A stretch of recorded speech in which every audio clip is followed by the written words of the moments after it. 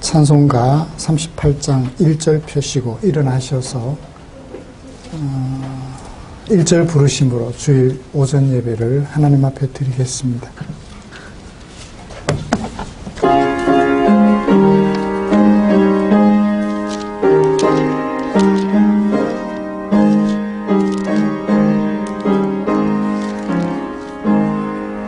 예수 우리 왕이여 이곳에 오셔서 우리가 왕께 드리는 영광을 받아주소서. 우리는 주님의 백성, 주님은 우리 왕이라. 왕이신 예수님 오셔서 좌정하사 다스리소서.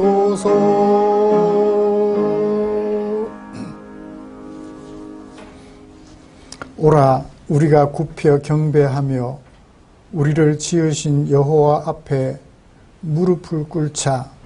그는 우리의 하나님이시요 우리는 그가 기르시는 백성이며 그의 손이 돌보시는 양이기 때문이라.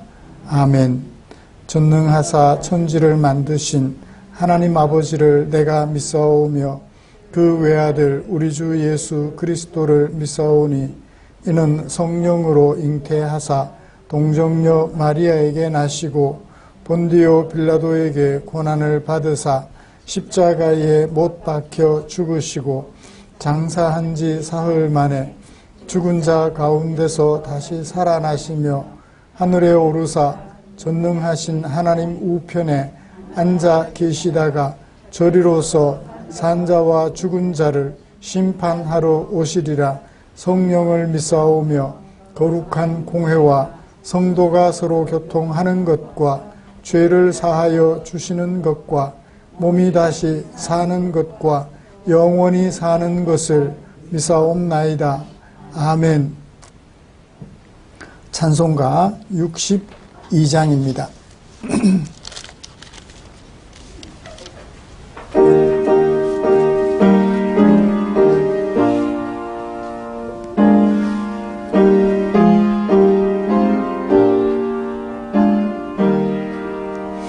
고요히 머리 숙여 주님 생각합니다.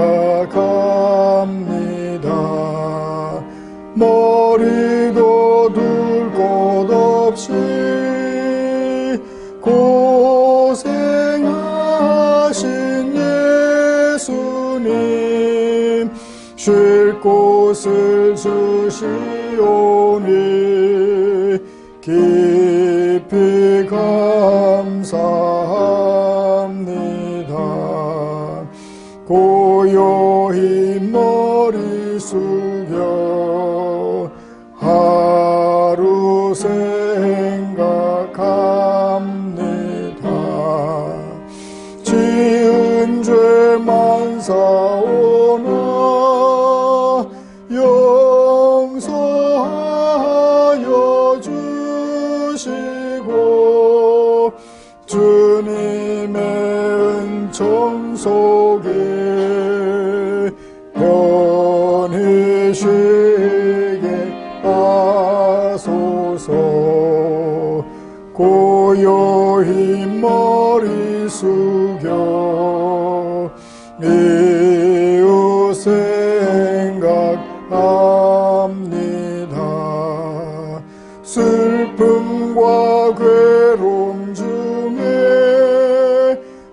시달리는 사람들 하늘의 평강으로 고히 감사 주소서.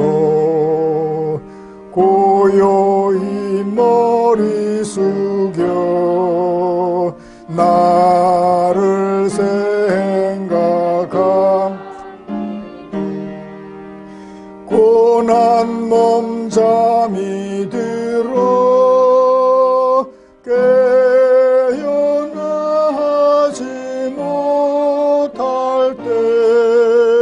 주님의 품 안에서 안식하게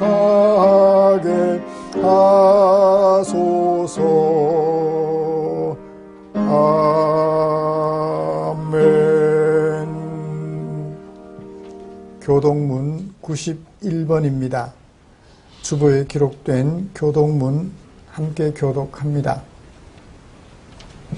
예수께서 이르시되 나는 생명의 떡이니 내게 오는 자는 결코 줄이지 아니할 터이요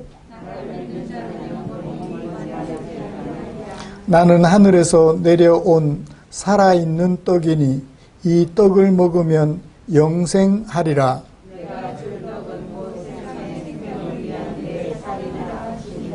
내 살을 먹고 내 피를 마시는 자는 영생을 가졌고 마지막 날에 내가 그를 다시 살리리니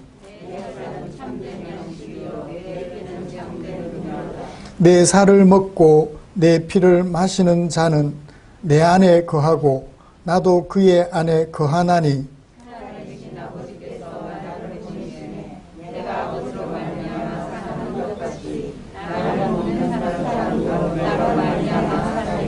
새 계명을 주노니 너희에게 주노니 서로 사랑하라. 내가 너희를 사랑한 것 같이 너희도 서로 사랑하라. 너희가 서로 사랑하면 이로써 모든 사람이 너희가 내 제자인 줄 알리라. 아멘. 자리에 앉으셔서 우리 찬송가 259장 함께 부르시겠습니다.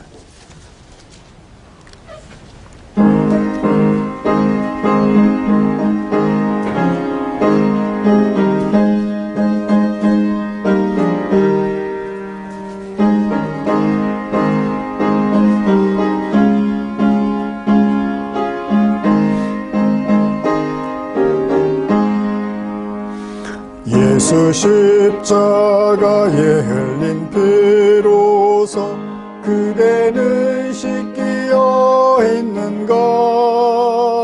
더러운 죄 회개하는 능력을 그대는 참 의지하는가. 예수의 보혈로 그대는 씻기어 있는가. 마음속에 여러 가지 죄악이 깨끗이 씻기어 있는가. 주 예수와 밤낮으로 늘 함께 그대는 행동을 하는가. 아무 때나 어디서나 그대는 십자가 붙들고 있는가. 예수의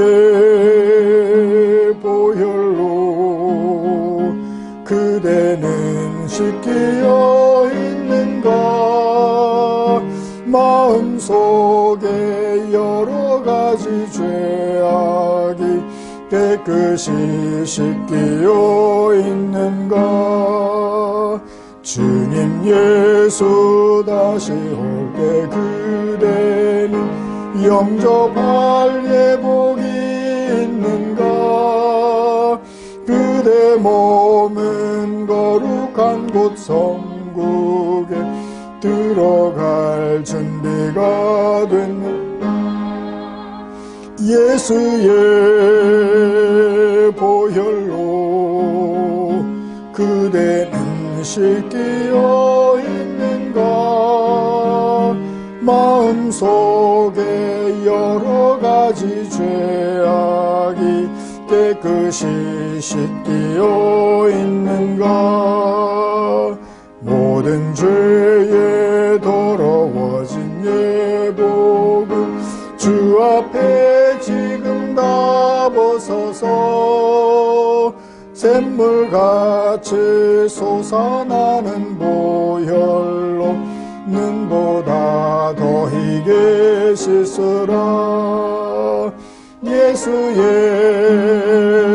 보혈로 그대는 뜻이 끼어 있는가 마음속에 여러 가지 죄악이 깨끗이 씻기어 있는가.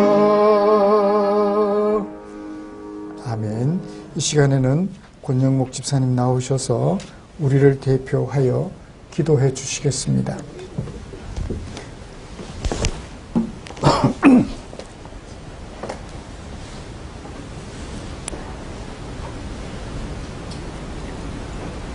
이름이 적고 의심이 많은 저희들을 말씀을 통해 성장하게 하시고 예배 가운데 함께 모여 회복하게 하신 하나님 아버지, 그 은혜에 감사와 찬양을 드립니다.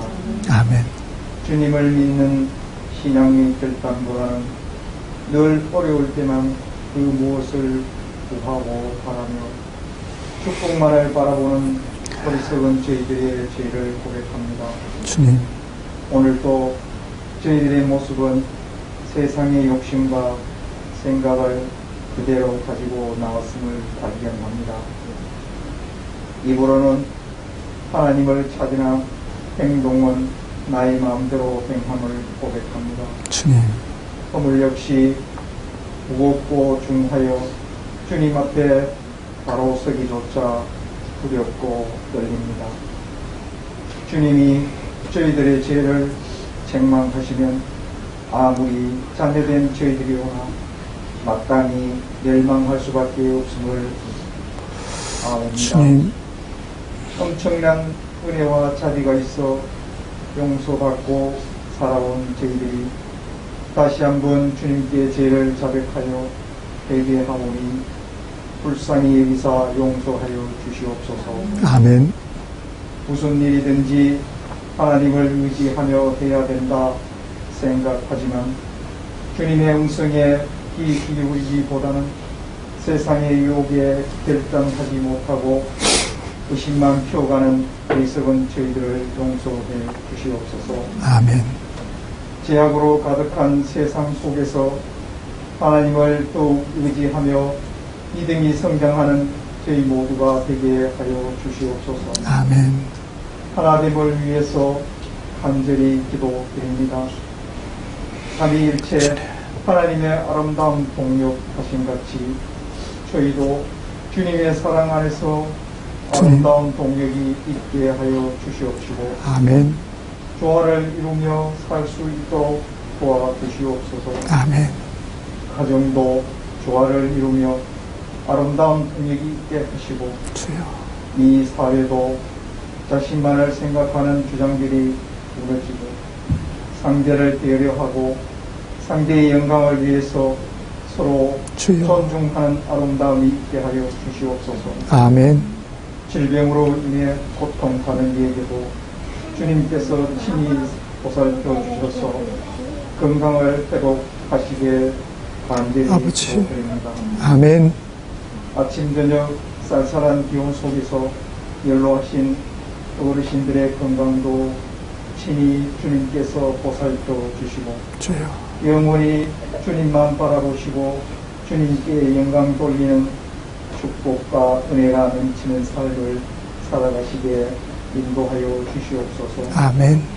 이 시간 우리를 위하여 하나님의 말씀을 전하실 목사님께도 함께 하시고 성령의 능력으로 붙들어 주시옵소서. 주여. 저희들의 연약함과 교만함을 붙들어 주시고 부족함이 채워지는 시간이 되게 하옵소서. 아멘. 이 예배의 시종을 주님께 의탁드리오며 우리를 죄에서 구원하신 예수 그리스도 이름으로 기도드립니다. 아멘.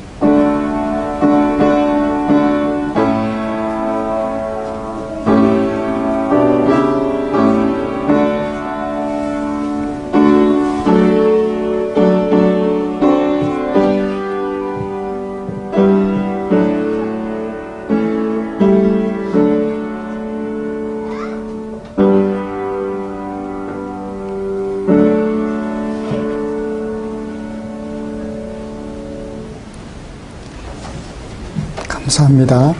오늘 함께 묵상할 하나님의 말씀은 신명기 5장 12절부터 21절까지입니다.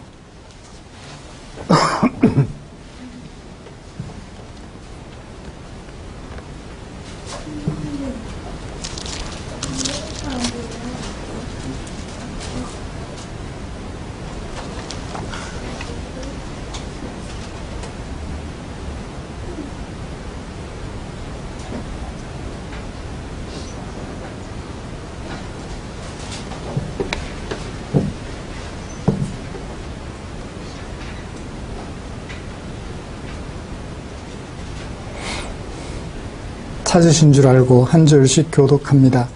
내 하나님 여호와가 네게 명령한 대로 안식일을 지켜 거룩하게 하라.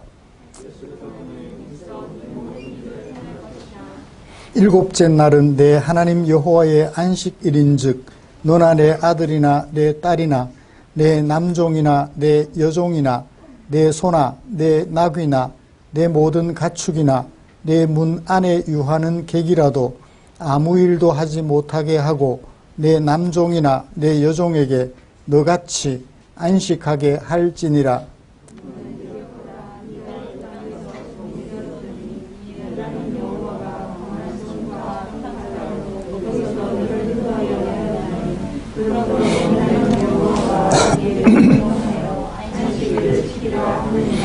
너는 내 하나님 여호와께서 명령한 대로 내 부모를 공경하라. 그리하면 내 하나님 여호와가 네게 준 땅에서 네 생명이 길고 복을 누리리라. 간음하지 말지니라. 내 이웃에 대하여 거짓 증거하지 말지니라. 내 이웃의 집이나 그의 밭이나 그의 남종이나 그의 여종이나 그의 소나 그의 나귀나 내 이웃의 모든 소유를 탐내지 말지니라. 아멘.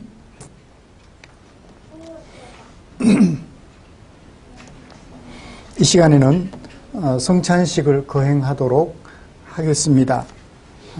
권영목 집사님 나오셔서 저를 좀 도와주시죠.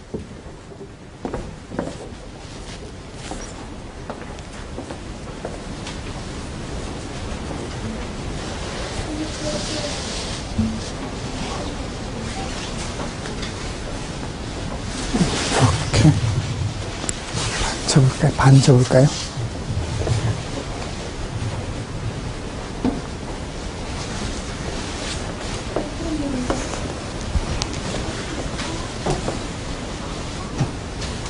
감사합니다.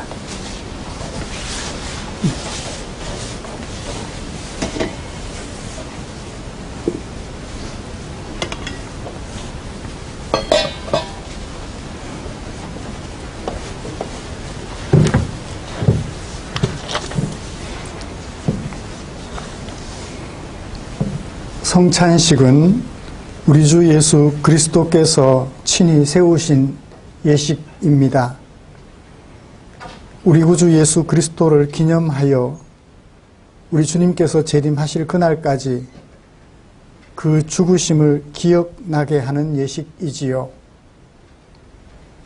예수 그리스도 안에서 거룩하심을 입은 우리 사랑하는 성도 여러분, 이 성찬 예식은 하나님께서 자기 백성에게 힘을 주셔서 죄를 대적하게 하고 모든 고난으로부터 우리를 견뎌낼 수 있도록 견고하게 해주시며 또 책임을 감당하게 해주시며 사랑과 열심으로 우리를 감화해 주셔서 마음의 평안과 소망을 확신하게 하는데 무한한 유익이 있다고 믿습니다. 이 예식에는 예수 그리스도를 구주로 고백하는 성도들이 함께 참여하여 봤습니다. 아직 예수 그리스도를 구주로 영접하지 않으셨다면 성찬 예식에 참여하는 것은 예수 그리스도의 희생을 헛되게 하는 것이라 생각합니다. 예수 그리스도를 믿는 우리 성도님들 모두 적극적으로 참여하셔서 하나님의 크신 은혜를 나누는 시간 되기를 원합니다. 제가 잠깐 기도하고 떡을 나누겠습니다. 우리 구주 예수께서 잡히시던 날 밤 떡을 가지고 축사하시며 제자들에게 떼어 주셨지요. 저도 이제 떡을 떼어 성도들에게 나누고 저도 함께 나누기를 원합니다. 아버지여, 이 시간 우리가 떡을 나눌 때 주의 크신 은혜가 우리 가운데 충만하게 임하여 마음속 깊은 곳에서부터 감동의 물결이 일어나도록 은혜 내려 주시옵소서. 예수님의 이름으로 기도드립니다. 아멘.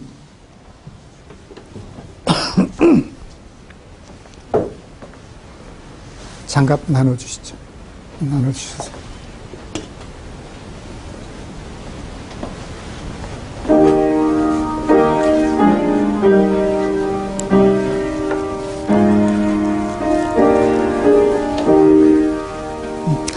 조금만 끼시면 돼요.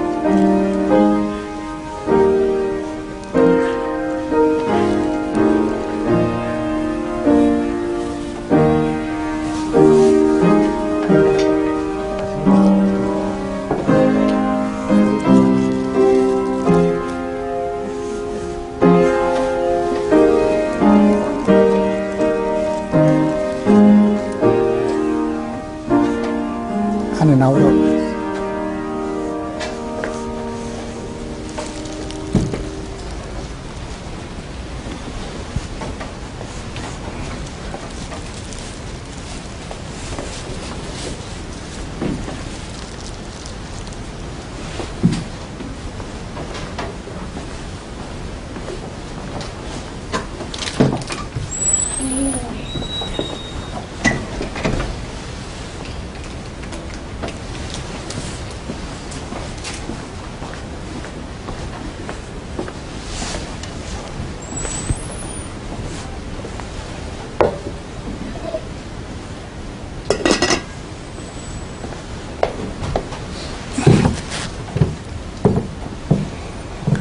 우리 함께 떡을 드시겠습니다.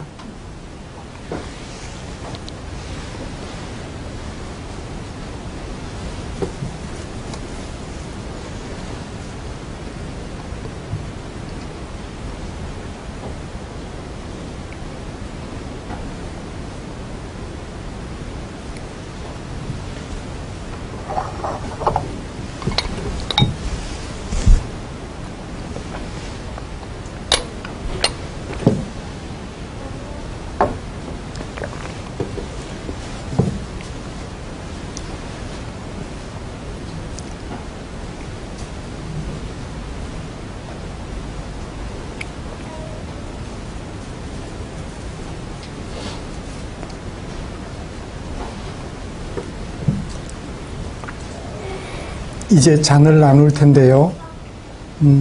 제가 잔을 나눠 드릴 때 받으시고 함께 드실 수 있도록 손에 들고만 계시기를 바랍니다.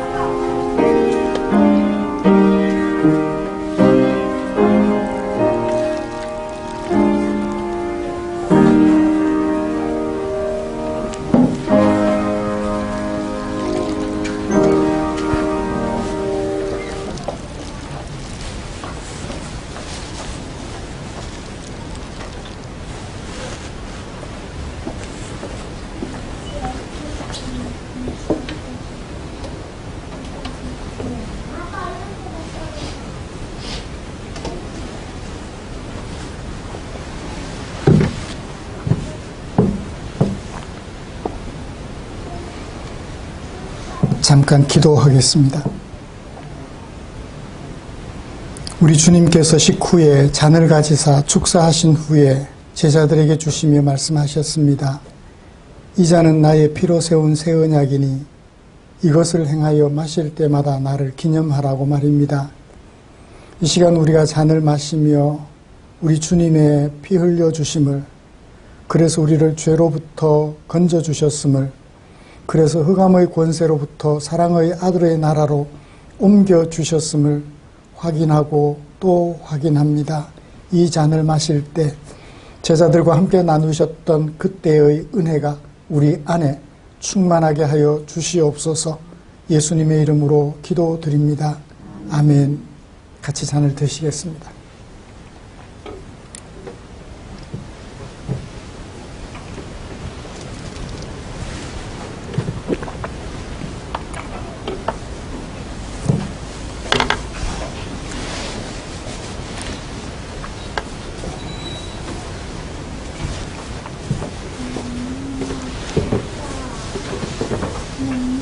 집사님.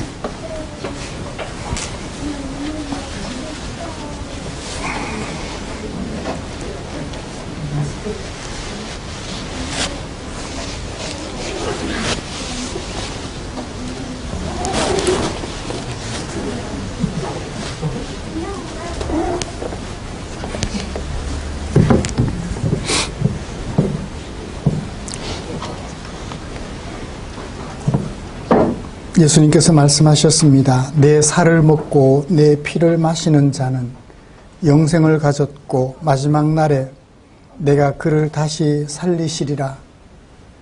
이 약속을 신뢰하고 우리의 남은 생애를 하나님의 백성으로서 사랑하며 살아가는 아름다운 성도들 되시기를 기대합니다.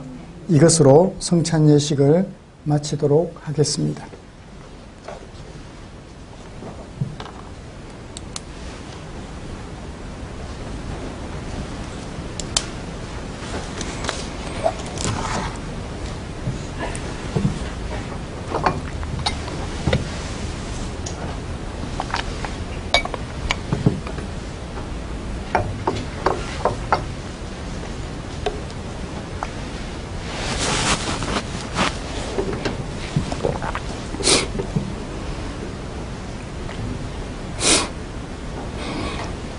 우리는 지난주에 신명기 6장 4절부터 9절까지 말씀을 통해서 하나님의 권리를 보장하라는 제목으로 은혜를 나누었습니다.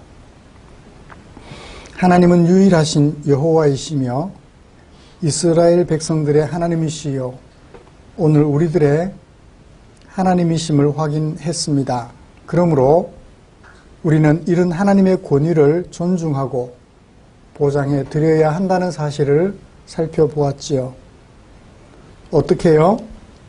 하나님의 말씀을 마음에 새기고 자녀들에게 가르치며 손목과 미간에 표로 붙여서 묵상함으로 하나님의 말씀에 합당한 삶을 살아서 하나님의 권위를 존중하고 보장해 드려야 한다는 사실을 살펴보았습니다. 지난 한 주간 동안 어떻게 생활하셨을까요? 나를 사랑하여 당신의 백성 삼아주신 하나님을 존중하고 그 권위를 보장해 드리려 힘썼을 것이라고 믿습니다. 이처럼 유일하신 여호와로서 하나님의 권위를 존중하여 그 권위를 보장해 드리는 성숙한 하나님의 백성으로 살아가려는 우리를 위하여서 하나님께서는 당신의 마음을 성경에 담아 주셨지요.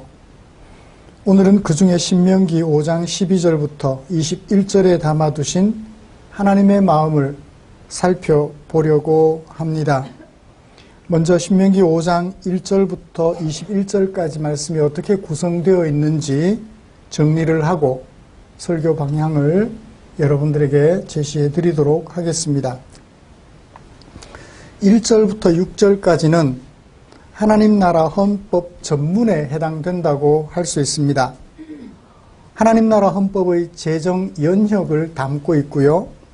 헌법 제정자가 누구인지 소개하고 있으며 헌법 제정의 목적을 담고 있습니다. 그리고 7절부터 21절까지 말씀에서는 하나님 나라 헌법 본문으로서 모두 몇 장으로 구성되어 있나요? 10개의 장으로 구성되어 있습니다. 이 본문을 굳이 구분하자면 하나님의 권리를 존중하고 보장해 드리라는 제1장부터 3장까지, 제가 장으로 표현하니까 조금 어색하나요? 계명이라고 해도 될까요? 네, 계명이나 장이나 같은 의미로 보시면 되겠습니다. 그 다음에 제4장부터 10장까지 너의 권리를 보장해 주라는 하나님의 마음을 담고 있지요. 오늘 우리가 읽은 부분은 본문 중에 제4장부터 10장까지, 제4계명부터 10계명까지 말씀을 담고 있습니다. 부칙이 있어요, 없어요? 부칙은 없어요. 일반 나라들의 헌법에는 부칙이 있지만 여기에는 부칙이 없어요. 이런 말씀을 가지고 먼저 법에 대한 이야기를 좀 더 자세하게 하고 싶습니다. 법이 무엇이며 목적은 무엇이고 내용은 어떠한지 좀 먼저 정리를 해보고 싶습니다. 그리고 나서 하나님께서 제정해 주신 헌법은 앞에서 말씀드린 그 법과 어떤 관계를 가지고 있고 어떤 목적을 지향하며 어떤 내용을 담고 있는지 살펴보면서 오늘 설교를 마무리하려고 합니다. 일반적으로 법이라는 것을 좀 얘기를 해보죠. 한 나라 또는 국가를 알려면 뭐부터 보면 되죠? 법을 보면 돼요. 법을 보면 그 나라가 어떠한 나라인지 짐작이 돼요. 무엇을 지향하는지, 그 국가의 목표가 무엇인지를 어디에 담고 있어요? 법에다가 담고 있어요. 경제력은 이렇게도 될 수 있고 저렇게도 될 수 있습니다. 그렇지만 법은 그 지향하는 바가 분명해요. 이 법을 보면 그 나라를 알 수 있어요. 매우 중요합니다. 하나님 나라 그러면 뭘 봐야 돼요? 법을 봐야 돼요.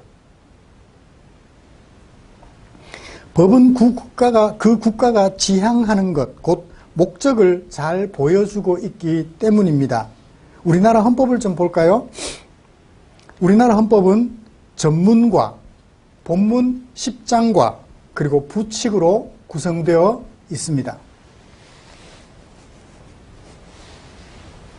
전문에는 헌법의 목적, 그리고 헌법에 담고 있는 국가의 이념, 그 다음에 헌법 제정 및 개정 연혁, 그리고 헌법 제정자가 누구인지를 담아내고 있어요. 유구한 역사와 전통에 빛나는 우리 대한국민은 3.1운동으로 건립된 대한민국 임시정부의 법통과로 시작해서 국회의 의결을 거쳐 국민투표에 의하여 개정한다까지, 이것이 1987년 10월 29일 9차 개헌의 전문을 제가 축약해서 읽어드린 것입니다. 이 헌법의 전문에 보면 목적이 있고 그 목적을 어떻게 달성할 것인지, 그리고 그 헌법은 누가 제정하는 것인지를 담아내고 있어요. 앞부분은 헌법의 이념을 담고 있고요.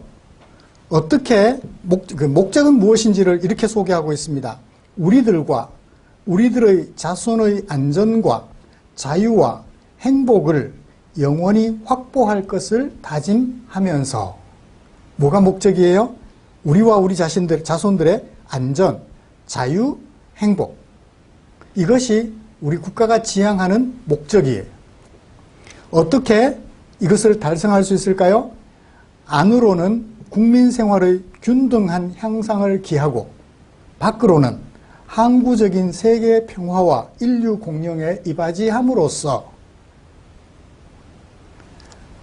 안전과 자유와 행복을 영원히 확보하겠다라는 것입니다. 그러면 이 헌법은 누가 제정하죠? 국회의 의결을 거쳐 국민투표에 의하여 개정한다. 누가 헌법을 바꿀 수 있나요? 국민이 바꿀 수 있어요. 그러므로 헌법의 제정자는 국민이라고 할 수 있겠습니다. 이것이 헌법에 담겨 있는 우리나라 헌법이 지향하는 바예요. 이런 헌법을 가진 대한민국 국민으로서 어때요? 헌법을 제가 목적과 그 목적 달성은 어떻게, 그리고 헌법은 누가 제정한다라는 것을 소개해 드렸는데, 이런 대한민국에 살고 있는 것이 어때요? 좋아요? 네. 사람들은 내 마음에 들지 않을지라도 이 헌법만큼은 참 마음에 들어요. 너무 좋아요. 제가 생각했던 이상적인 국가의 모습을 그대로 담아내고 있는 것 같아요. 그래서 저는 대한민국의 국민으로 저를 낳아주신 어머니 아버지가 그렇게 좋을 수가 없어요. 그런 어머니 아버지를 낳아주신 할아버지 할머니, 외할아버지 외할머니가 그렇게 좋을 수 없어요.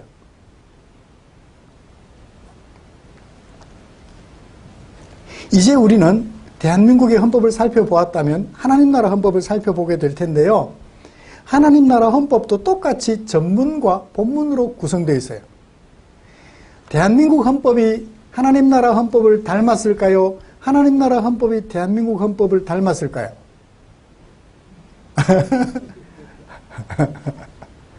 이 하나님 나라 헌법은 지금부터 3,500년 전 법이에요. 그러므로 오늘날의 헌법은 과거 문서로 남아있는 여러 가지 헌법들을 참고하여 만들었겠죠? 그래요. 오늘날 모든 국가의 헌법의 표본이 되는 고대 헌법, 특히 이스라엘 백성들이 가지고 있었던 하나님 나라 헌법을 오늘 우리가 살펴보게 될 것입니다. 하나님 나라 헌법 전문은 신명기 5장 1절부터 6절에 담아내고 있어요. 법 제정 연역은 1절부터 5절까지 언제, 어디서 주셨는지를 담아내고 있지요. 애굽에서 나온 지 3개월 후 시내산에 도착했을 때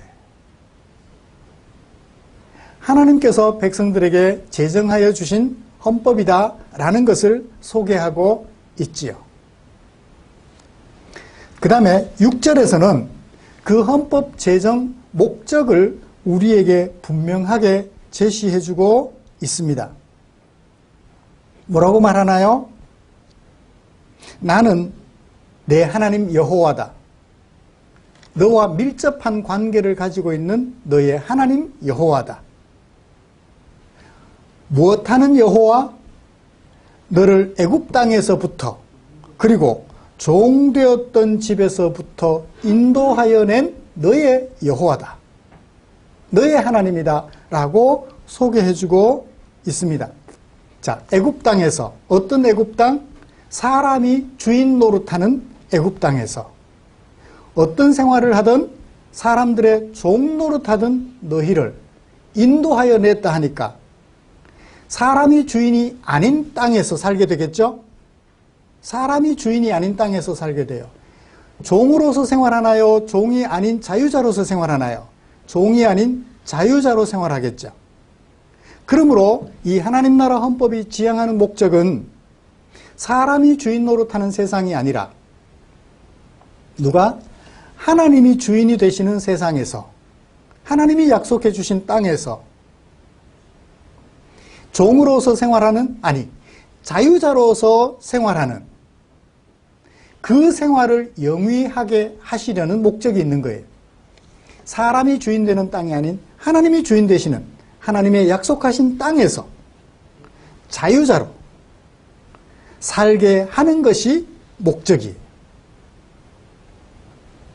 하나님 나라 헌법이 지향하는 목적을 6절에서 우리에게 잘 소개해주고 있습니다.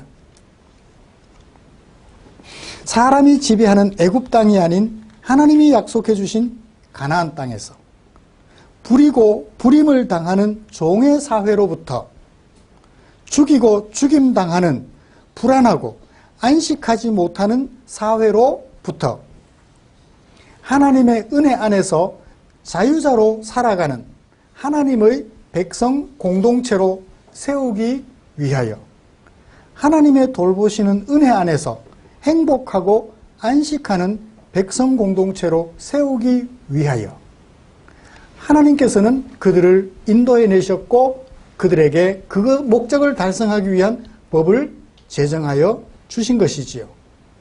너와 내가 하나님의 집에서 하나님의 백성으로서 자유자가 되어 함께 평화롭게 공존하는 하나님의 백성 공동체 만드는 것이 하나님께서 정하신 목적이에요. 어때요? 하나님께서 법을 통하여 하나님께서 지향하셨던 나라의 모습을 우리에게 소개해 주셨어요. 어때요? 좋아요? 병 고쳐주면 200세 사나요?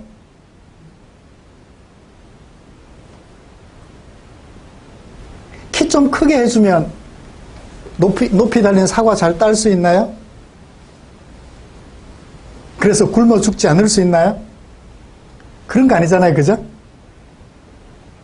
키 좀 크게 해주려고, 다른 나라보다 좀 강한 나라 되게 해주려고, 11조 요만큼 하는 게 아니라 이만큼 하게 해주게 하시려고, 우리를 좀 건강하게 해주시려고, 그게 목적이 아니라 사람이 주인은 되는 세상, 불평, 불만, 불의, 억압, 폭력이 난무하는 사람이 주인 되는 세상이 아니라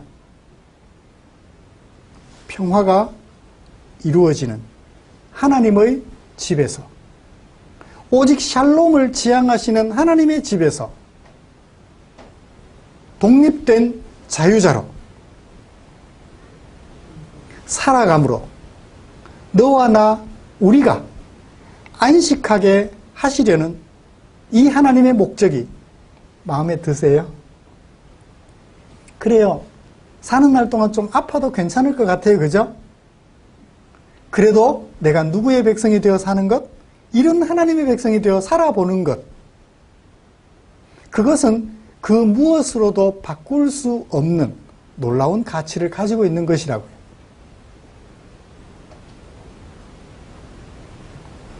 그렇다면 이 목적을 어떻게 달성할까요? 이제 본문에 들어가면 그 목적 달성 방안을 우리에게 제시해주고 있습니다. 오늘 우리가 살펴볼 것은 이 하나님 나라의 헌법이 지향하는 바 그 목적을 달성하기 위한 두 번째 방법,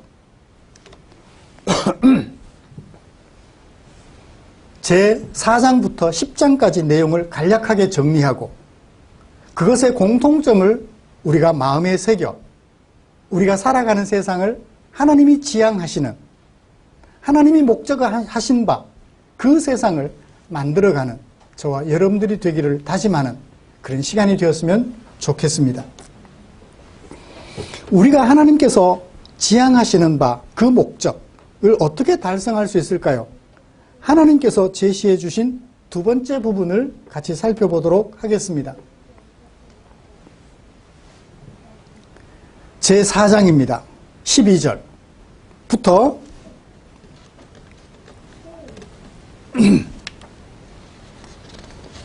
12절부터 15절까지 안식일을 지켜라. 그래서 어떻게 해라? 그날을 거룩하게 해라. 사실은 안식일을 거룩하게 하기 위하여 안식일을 지켜라. 거룩한 사람이 되기 위하여 거룩하게 함으로 안식일을 지켜라. 어떻게 하는 게 거룩하게 하는 거죠? 그래서 어떻게 하는 게 안식일을 지키는 거죠? 첫 번째 방안 13절, 일할 것이지만 여섯 동안은 일할 것이지만 일곱째 날은 아무 일도 하지 마라. 어떻게 하는 게 거룩하게 지키는 거예요? 여섯 동안은 열심히 일하되 일곱째 날은 쉬는 거예요. 여세를 일하고 하루 정도는 쉼으로써 인간 생활에 이렇게 텀이 있다면 여세 동안은 일하는 텀이고 하루는 쉬는 것이 다람쥐 쳇바퀴 도는 것처럼 정해진 생활들이다. 하루 정도는 휴식하는 것이 좋다는 것을 우리에게 보여주고 있는데요. 쉼으로써 거룩하게 하는 거예요. 그렇게만 하면 되나요? 예수 안 믿는 사람들도 일요일날 쉬잖아요. 그죠? 요즘은 2일 쉬어요. 일주일에. 옛날보다 하루 더 쉬어요. 물론 형편에 따라서 여전히 주 6일 근무하는 곳도 있지만 다수는 주 5일 근무를 하는 경우들이 많이 생겨났죠. 노동자의 권리가 강화되면서 말입니다. 그 다음에 어떻게 해야 되나요? 굉장히 중요한 얘기가 있습니다.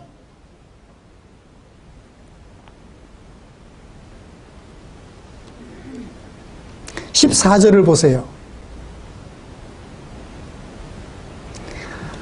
아무 일도 안 하고 안식하되 누구도 내 여종도 내 남종도 뭐처럼 너같이 너처럼 너같이라는 말을 우리말로 그렇게 번역해 놓으니까 간단한데요. 영어로 보면 as well as라고 해서 너만큼 네가 안식하는 만큼 똑같이 여종도 남종도 안식해라. 똑같이라는 말은 어떤 의미를 가지고 있죠? 평등이에요. 그냥 일 안 하고 쉬는 것이 안식일을 지켜 거룩하게 하는 것이 아니고 종이나 주인이 평등하게 똑같은 권리를 향유하는 것을 안식일을 지키는 것이다. 그렇게 해서 거룩하게 하는 것이라고 우리에게 소개해주고 있습니다. 여러분, 노예 제도가 상설화되어 있던 고대 사회에서 이것은 가히 뭔가요? 혁명이에요. 신분상 평등권을 하나님께서는 지향하고 있는 거예요. 주인들에게 안식일을 지키라고 말씀하시면서 네 집에 거하는 종들조차도 너와 똑같이 신분상 평등함을 기억하고 똑같이 안식해라. 여세 동안은 일하는 과정 속에 어쩔 수 없이 지휘하고 지도하는 과정이 있어요. 그러다 보니까 주인과 종이 신분이 다른 것처럼 보여져요.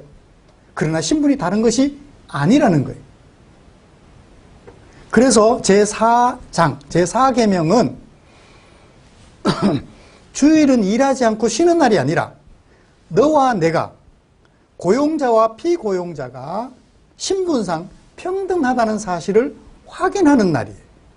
여세 동안도 그것을 확인해야 하지만 특별히 일주일에 하루를 그렇게 확인하는 시간을 특별히 가짐으로써 고용자와 피고용자가 신분상 평등하다는 사실을 확인시켜주는 그 일을 하라는 거예요. 그렇게 하는 것이 뭐 하는 것이다? 안식일을 지키는 것이다 라는 거예요. 신분상 평등권을 보장해주라. 누구에게? 너에게. 그 다음 제5장 내 부모를 공경하라고 16절에서 말씀하셨습니다. 부모의 권리예요.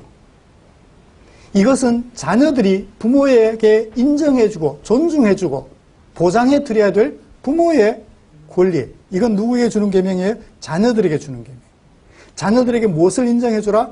부모의 권리를 존중하고 인정해주라는 거예요. 부모의 권리예요. 부모의 권리가 짓밟히는 그 나라는 정상적인 나라가 아니라는 거예요. 그 다음 제6장 살인하지 말라. 살인하지 말라는 말은 너의 생명을 끝장내버리는 것. 살인하는 것은 너의 생명을 끝장내는 것을 말해요. 누가? 내가 너의 생명을 내가 임의로 조종하는 거예요. 이 6번째 계명은 너의 생명권을 내가 함부로 사용할 수 없다는 거예요. 예수님께서 산상수훈을 말씀하시면서 들려주셨죠. 너희는 살인하지 말라고 들었지만 나는 너희에게 명하노니 뭐하지도 말라? 미워하지도 말라. 형제에게 욕만 해도 살인하는 것과 같다. 너의 생명권을 나에게 보장해 주라고 나에게 이 말씀을 들려주시는 것입니다. 그 다음에 도둑질하지 말라고 말씀하셨어요. 뭐가 도둑질이죠? 훔치고 약탈하는 거예요. 어떻게 하는 것이 훔치고 약탈하는 거죠? 저울 눈이 있어요. 요즘이야 뭐 거의 그 저울에 합당하게 그램수까지 다 나오죠. 과자 한 봉지도 무게가 다 나와요. 그래서 단위당 가격이 얼마인지도 우리에게 다 소개해주고 있습니다. 옛날에는 어때요? 저울을 들고 다녔어요. 내가 보기에는 2kg 같은데 물건을 사갈 사람은 1.5kg래요. 이렇게 하느냐 이렇게 하느냐에 따라 달라지죠. 생선 파는 가게에서 회 살아있는 생선 파는 가게 바구니를 넣고 다는 거하고 바구니 넣지 않고 다는 거하고 가격 무게가 달라지죠. 근데 거기다가 물을 조금 더 담으면 어떻게 고기 생선 담으면서 물도 조금 더 담기잖아요. 그러면 소비자가 가져야 할 정당한 경제적 권리를 내가 어떻게 하는 거예요? 훔치는 거예요. 그죠? 2kg 나가는 것을 1.5kg 나간다라고 말을 하면 저울을 가진 사람이 저울을 가지지 않은 사람으로부터 0.5kg의 가격만큼 훔치는 거예요. 경제적 착취죠. 재판을 뇌물을 받고 해야 돼요? 뇌물을 받지 않고 해야 돼요? 뇌물을 받아요. 어떤 사람이 뇌물 줄 수 있어요? 원고와 피고가 있다면 어떤 사람이 돈 많은 사람이 뇌물을 줄 수 있어요. 뇌물을 받고 판결을 굽게 하는 거예요. 뭐예요? 뇌물은 경제적 착취예요. 그게 있는 사람이든 없는 사람이든 그 사람으로부터 그 사람의 권리인 경제권을 내가 법을 가졌다는 그것을 근거하여 경제권을 착취하는 거죠. 훔치는 거예요. 도둑질하는 것입니다. 결국 이것은 뭘 말하나요? 경제적 평등권을 보장해 주라는 거예요. 너의 경제권을 내가 임의로 내가 가진 모든 것들을 이용하여 빼앗지 말라는 거예요. 그가 경제적으로 나와 같이 평등함을 누릴 수 있게 해줘야 한다는 것이죠. 단순히 도둑질 행위를 문제 삼는 것이 아니라 경제적 평등권을 우리에게 소개해주고 있는 것입니다. 정상적인 거래를 하라는 거예요. 그죠? 2kg만큼 가격을 주고 2kg만큼 물건을 주고 정상적으로 거래를 하라는 거죠. 정상적인 거래권, 경제권이라고 말을 하고 싶습니다. 그 다음에 제9계명 거짓 증거하지 말지니라. 제가 18절 빼먹었나요? 네, 간음하지 말지니라. 이것은 아내 있는 남자가 남편 있는 여자와 성적 관계를 가지는 것을 말합니다. 이 명령의 문자적인 의미는 이웃집 부인의 순결한 결혼 서약을 지켜 주어야 한다는 거예요. 그런데 사실은 누구의 권리를 지켜주는 거예요? 내 아내의 권리를 지켜주는 거예요. 내가 이웃집 아내의 순결을 짓밟는 순간 누가 상처를 받아요? 내 아내의 권리가 침해를 받아요. 그래서 이웃집 아내의 권리를 지켜주라는 뜻도 있지만 사실은 간음하지 말라는 말은 내 아내의 권리를 내 아내로서 내 아내의 권리를 지켜주라는 말씀으로 이해를 해볼 수 있겠습니다. 이것은 부모권과 좀 다르게 무슨 권리? 아내의 권리죠. 아내권입니다. 그 다음 제9계명 거짓 증거 하지 말지니라. 두 개의 명사가 합쳐진 거예요. 거짓 증거. 이건 어디에서 사용되는 단어죠? 법률 용어예요. 그죠? 피고와 원고가 재판을 합니다. 그때 누구를 동원하나요? 자신의 정당함을 입증하기 위해서 증인을 초청해요. 증인을 요청해요. 그런데 그 증인이 어떻게 해요? 돈 주는 사람의 이야기를 듣고 거짓 증언을 하면 죄 없는 사람이 죄인이 되고 죄 있는 사람이 죄 없는 사람처럼 돼요. 거짓 증거는 정당하게 재판받을 권리예요. 그죠? 정당하게 재판받을 권리가 모든 사람들에게 공이 주어져 있는데, 만약에 증언하는 사람이 부당하게 어느 한편에 서서 사실을 거짓으로 바꾸는 순간 어떻게 돼요? 그 사람이 정당하게 재판받을 권리를 박탈하게 하는 것이 되겠죠. 그러므로 거짓 증거하지 말라는 말은 재판권을 보장해 주라는 얘기예요. 마지막, 내 이웃의 아내를 탐내지 말라. 탐내지 말라. 무엇도? 집도, 밭도, 남종도, 여종도. 이것은 사유권과 관련되어 있습니다. 탐내다라는 말은 이런 뜻을 가지고 있습니다. 탐스럽다 또는 아름답다 라는 동사예요. 하와가 선악과를 봤어요. 먹음직도 하고 보암직도 하고 지혜롭게 할 만큼 탐스럽더라. 내 것이 아닌 것에 대하여 흠모하는 차원을 넘어서 가지고 싶어 하며 마침내 자신의 소유로 삼는 것을 뭐라고요? 탐내는 것이라고 말하고 있습니다. 그러니까 그 사람의 소유인 것을 내 소유로 삼고자 하는 마음, 그게 뭐예요? 탐이에요. 사유권이죠. 북이스라엘 왕국에 아합이라는 왕이 있었습니다. 왕궁 근처에 좋은 포도원이 있었어요. 주인이 누구죠? 나봇이라는 사람. 너무 아름다운 밭, 포도도 잘 열리고 좋은 포도가 열려요. 탐이 났어요. 끙끙 앓았어요. 나봇하고 거래합니다. 아, 네가 좀 팔았으면 좋겠다. 나는 조상대대로 물려받은 것이라 내가 팔 수 없어요. 고민하는 남편을 본 아내 이세벨이 남편에게 제안합니다. 내가 당신한테 챙겨줄게. 그래? 그럼 당신이 그렇게 좀 해줘. 어떻게 해요? 나봇이 하지도 않은 말을 했다라고 위증하게 하고 신성모독죄로 나봇을 죽여버려요. 공개적으로 죽입니다. 그리고 이세벨이 남편에게 말해요. 여보, 나봇 죽었어. 당신 가지면 돼 이제. 밭 주인이 없으니까 당신 왕이니까 가지면 돼. 아합이 가졌던 그 탐심이 결국 나봇의 사유권을 박탈할 뿐만 아니라 나봇을 어떻게 했어요? 죽이기까지 했어요. 뭐 또 이런 예는 또 많이 들 수 있어요. 다윗을 보죠. 우리아의 아내 바세바가 너무 예뻐요. 벗고 목욕을 하는데 집에 옥상에서 봤더니 보이는 거예요. 너무 좋아요. 어떻게 해요? 탐심이 지나쳐서 우리아를 최전선에 보내죠. 그리고는 죽게 만듭니다. 죽었다는 소식 듣자마자 어떻게 해요? 바세바를 자기 집에 들여요. 이 탐심은 너의 소유권을, 너의 사유권을 내 것으로 갈취하는 거예요. 이 사유권 침해입니다.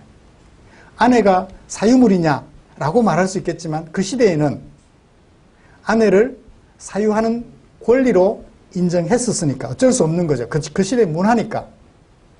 법은 그 문화를 벗어날 수 없겠죠. 그 문화에 맞게끔 만들어주는 것이니까요. 자, 이런 하나님 나라 헌법 제4장부터 10장까지 공통적 특징이 있습니다. 뭐죠? 공통적인 요소가 있어요. 나를 위한 것은 하나도 없어요. 그죠? 전부 뭐예요? 너의 것과 관련이 되어 있어요. 너의 권리를 보장해 주라는 거예요. 이게 세상의 법을 대하는 자세와 하나님의 백성들이 하나님의 법을 대하는 자세의 다른 점입니다. 세상의 법은 내가 침해받은 내 권리를 보장받기 위해서 뭐해요? 법을 이용해요. 네가 나를 괴롭혔잖아. 손해배상 해줘. 법을 침해받은 내 권리를 보장받기 위해서 법을 이용해요. 그런데 하나님 나라 법은 너의 권리를 보장해 주라는 거예요.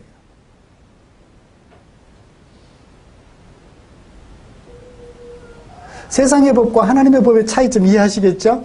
자, 내가 너의 권리를 보장해 주면 그 사회는 어떤 사회가 돼요?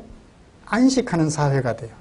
우리 집에 있는 노비의 평등권, 신분상 평등권을 존중해 주는 순간 노비와 주인 사이에 뭐가 생겨요? 안식이 생겨요. 그래서 안식년이나 희년이 되면 노예가 자기 집으로 돌아가야 되는데 너무 좋아서 노예가 말해요. 주인님, 제가 주인 집에 살아보니까 너무 좋아요. 가기 싫어요. 주인과 함께 살고 싶어요. 안식하니까 나가봐도 이런 안식은 얻을 수 없을 것 같거든요. 그래서 주인과 노예 제도, 신분제가 있음에도 불구하고 뭐가 이루어져요? 평화가 이루어져요. 신분제가 있는 사회는 갈등이 일어나야 되는데 하나님의 백성들에는 신분제가 있다 할지라도 뭐가 없어요? 갈등이 없고 뭐가 있어요? 안식이 있는 거예요. 왜? 하나님의 법이 지향하는 바가 그것이기 때문에 그러합니다. 너의 권리를 보장해 주라는 거죠. 신분상 평등권, 부모권, 생명권, 아내권, 재판권, 사유권, 이것을 인정해 줄 때 그 사회는 안식하는 사회가 된다는 것을 우리에게 소개해 주고 있는 것입니다. 여러분, 이것이 하나님 나라 헌법이 지향하는 바 목적이에요. 예수님께서는 이런 헌법이 지향하는 목적을 위하여 이렇게 말씀하셨죠. 둘째도 그와 같으니 내 이웃을 내 자신같이 사랑하라. 네 자신을 사랑하는 만큼 내 이웃을 사랑하라고 말씀하셨습니다. 너의 권리를 침해하지 않는 차원을 넘어서 너의 권리를 적극적으로 뭐 해주라? 보장해 주라는 거예요. 그 역할을 했던 현실에 있었던 사람 누구죠? 보아스라는 사람이죠. 가까운 친척이 고엘로서 기업 물을 자로서 그 권리를 행사해야 하지만 포기하며 먼 친척인 보아스가 나오미와 룻의 권리를 자기의 재산을 들여 보장해 줌으로 그 사회에는 아름다운 안식이 있었음을 우리는 압니다. 말씀을 마치겠습니다. 사랑하는 성도 여러분, 하나님께서 헌법 제4장부터 10장까지 본문을 통해서 드러내고자 하는 바, 그것은 뭔가요? 나의 권리가 침해된 것을 회복하라고 법을 주셨나요? 아니에요. 너의 권리를 보장해 주라고 이 법을 주셨던 것입니다. 그렇다면 나는 이런 하나님 나라의 백성으로서 무엇을 위하여 하나님의 법을 활용할까요? 이렇게 하는 것은 죄야. 이렇게 하는 것이 하나님이 지향하는 바야 하는 것을 마음에 새겨서 너의 권리를 보장해 주기 위하여 뭐뭐 신분상 평등권, 부모권, 그죠? 생명권, 아내권, 그 다음에 재판권, 그 다음에 사유권. 너의 사유권까지 충분히 보장해 주되 오히려 적극적으로 지지해 줌으로써, 지원해 줌으로써 하나님이 지향하는 바 하나님 나라 공동체를 이루어가는 저와 여러분들이 되었으면 좋겠습니다. 올해 우리 교회 표어가 그거죠. 하나님 나라를 배우고 하나님 나라를 사는 교회. 그래요. 우리 교회가 지향해야 되는 것은 바로 이거예요.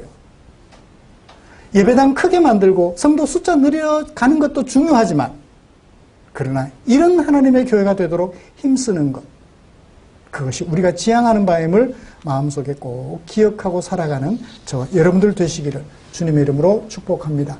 기도하겠습니다. 좋으신 하나님 감사합니다. 하나님께서 허락하신 시간, 하나님께서 허락해 주신 말씀으로 하나님의 마음을 파악하고 우리 마음에 옮겨 담아 봅니다. 이제 이 율법을 지켜 구원 얻을 수는 없지만 이 율법이 우리에게 소개해 주는 하나님의 마음 알아서 너의 권리를 보장해 주기 위하여 최선을 다하는 아름다운 주의 종들 되게 해 주시옵소서. 사는 날 동안 이것을 위하여 몸부림치고 또 몸부림치는 그런 우리 성도들이 되게 하여 주시옵소서. 예수님의 이름으로 기도드리옵나이다. 아멘. 찬송가 634장 부르시면서 준비한 헌금 드리겠습니다.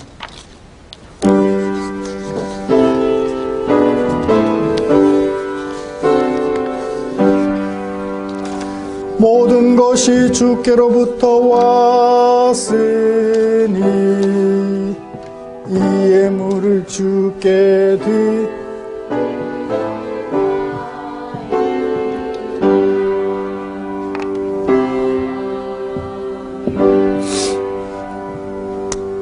황금 위에서 기도하겠습니다.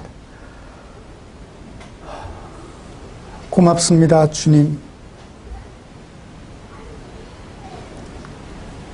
우리를 당신의 나라에 초대해 주셨습니다.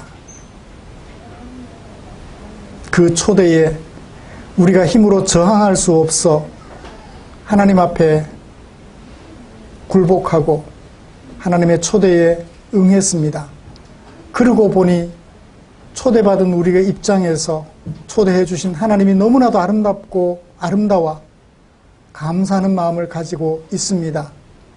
오늘 주일을 맞아서 사랑하는 성도들과 더불어 그 감사하는 마음을 예배로 표현하기 위하여 이 자리에 모였습니다.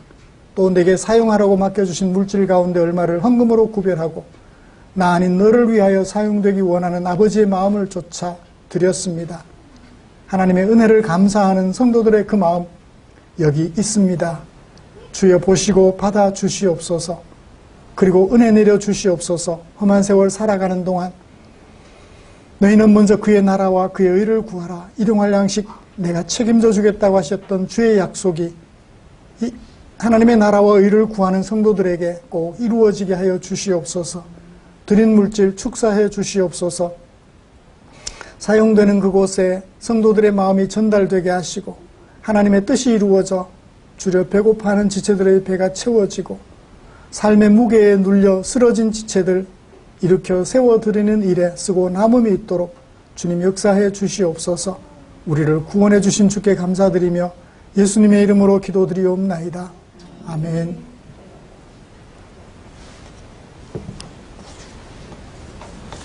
교회 소식 알려드리겠습니다. 다음 주 기도 김보경 집사님 오늘 성찬식 거행했습니다. 함께 예수님의 살과 피를 나누는 지체라면 말씀처럼 너를 위하고 너의 권리를 보장해주기 위한 너를 존중하고 너의 권리를 보장해주기 위한 힘쓰고 애씀이 있어야 될 줄 믿습니다. 매일 성경 10일, 12월호가 준비되었습니다. 뒤에 있으니까요. 미리미리 챙기셔서 하나님의 말씀을 묵상하고 그 마음을 내 마음에 옮겨 담는 일에 최선을 다해서 여러분들의 발자취가 닿는 곳마다 하나님의 향기가 물씬 풍겨나기를, 하나님의 냄새가 물씬 풍겨나기를 기대합니다. 어제 보니까 예방접종 완료율이 70%라고, 그래서 언제쯤 우리가 오후 예배, 점심 식사와 더불어 오후 예배를 복원할 수 있을까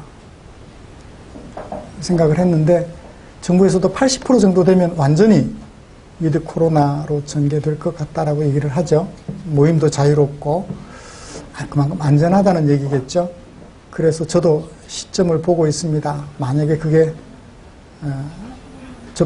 예방접종 완료율이 80%가 빨리 이루어진다면 우리 교회도 식사를 회복하고 오후 예배도 같이 회복하는 그날이 올 수 있지 않을까 생각합니다.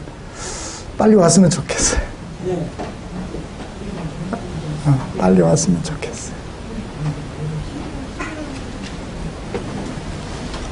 곁에 계신 분들과 인사 나누시죠.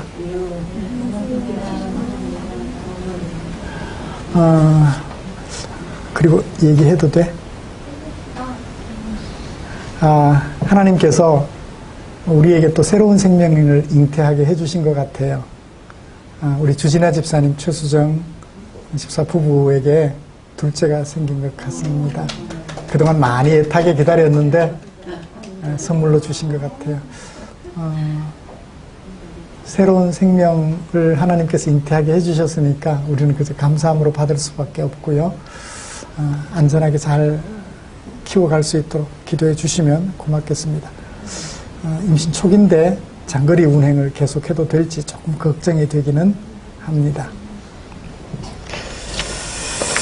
우리 찬송가 57장 펴시고 일어나셔서 찬송 부르고 축도함으로 예배 마치겠습니다.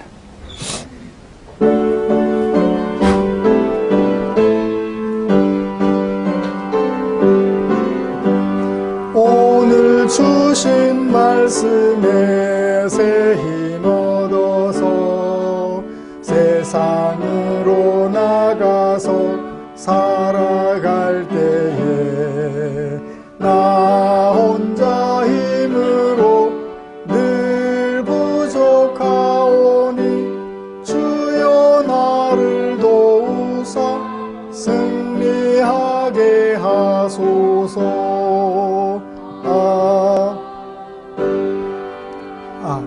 광고 하나.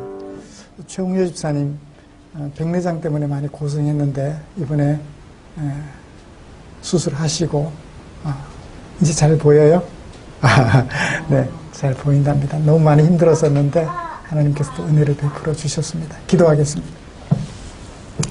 우리 구주 예수 그리스도의 은혜와 하나님 아버지의 지극하신 사랑하심과 성령 하나님의 인도하시고 위로 충만 교통 격려하시는 역사가 이제 너를 존중하고 너의 권리를 보장해 주되 오히려 그 권리가 확보되지 못할 때 내가 그 권리를 확보해 주기 위하여 최선을 다하라는 하나님의 음성을 마음에 새기고 그렇게 살아가기로 다짐하며 그래서 안식하는 공동체로 세워가기로 다짐하며 예배를 마치는 모든 지체들 위에 지금부터 영원토록 함께 계시기를 축원하옵나이다. 아멘.